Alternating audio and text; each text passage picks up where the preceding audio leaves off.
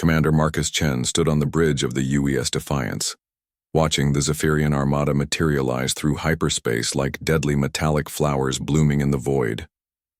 47 warships, each one dwarfing his single cruiser, their obsidian, hulls gleaming with the promise of annihilation. "Sir," Lieutenant Hayes whispered, her voice barely audible over the bridge's ambient hum. "Their flagship is hailing us." Marcus nodded, straightening his uniform jacket with deliberate calm.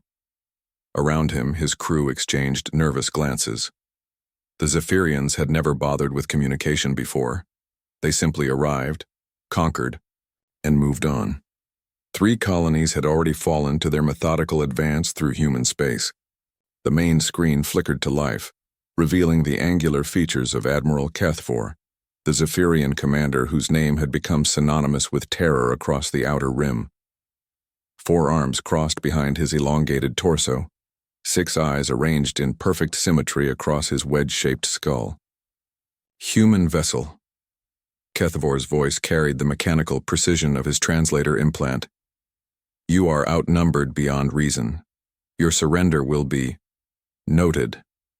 Marcus stepped forward, and something unexpected happened. He smiled, not the desperate grin of a cornered animal, but the genuine, almost amused expression of a man who'd just heard the setup to his favorite joke. "Admiral Kethfor," Marcus said, his voice carrying the easy confidence of someone discussing weekend plans. "I appreciate the heads up about the numbers. Really, I do.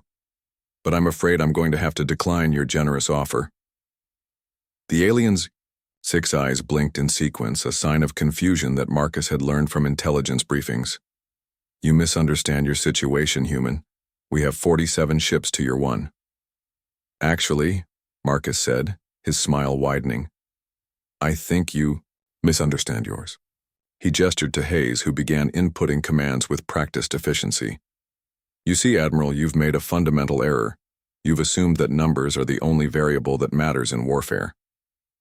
The forward view screen split, showing tactical displays that made Kethvor's eyes narrow.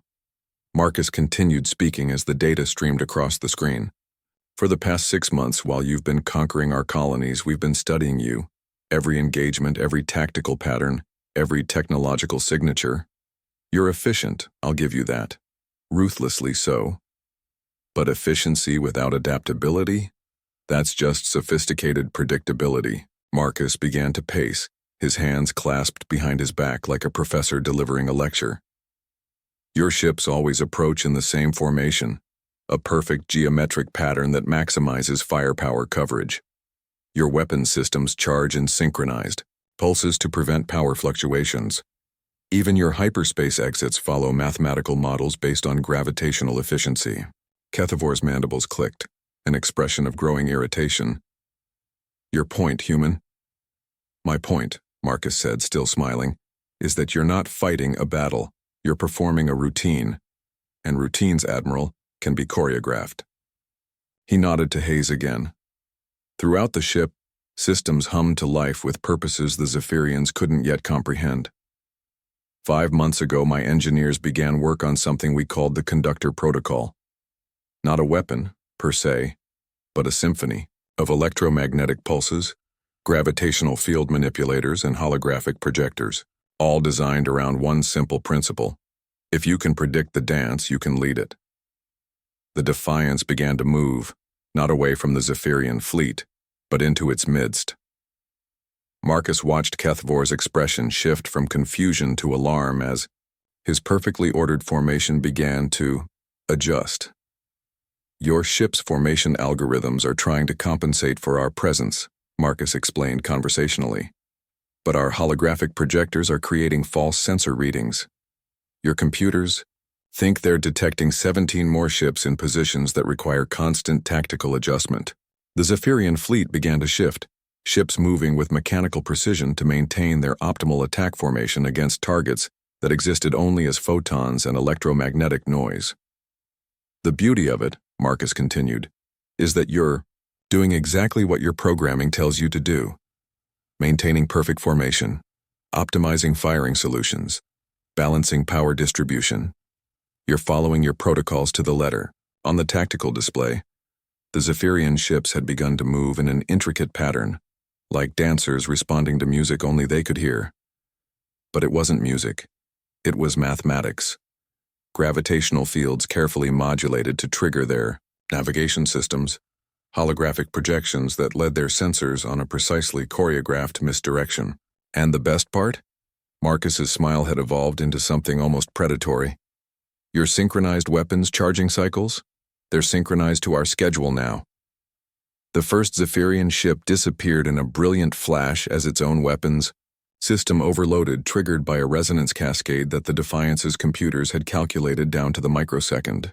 Then the second, then the third. Kethavor's image flickered as his flagship systems began to experience critical failures. This is impossible. You cannot defeat 47 ships with one. You're absolutely right, Marcus agreed pleasantly. I can't defeat 47 ships, but I don't have to. He gestured to the tactical display where the Zephyrian fleet was tearing itself apart, in a carefully orchestrated chain reaction of system failures and navigational errors. I just have to conduct the orchestra while your ships defeat themselves. The alien admiral's six eyes widened in what might have been the first genuine emotion Marcus had ever seen from a Zephyrian. You turned our strengths against us. I turned your rigidity against you, Marcus corrected. Strength without flexibility isn't strength, it's brittleness. And brittle things, Admiral, shatter beautifully when you apply pressure at just the right frequency. As Kethavor's flagship began its death spiral, consumed by cascading system failures triggered by its own defensive algorithms, Marcus stepped closer to the screen. Here's something for your databases, Admiral. Assuming any survive.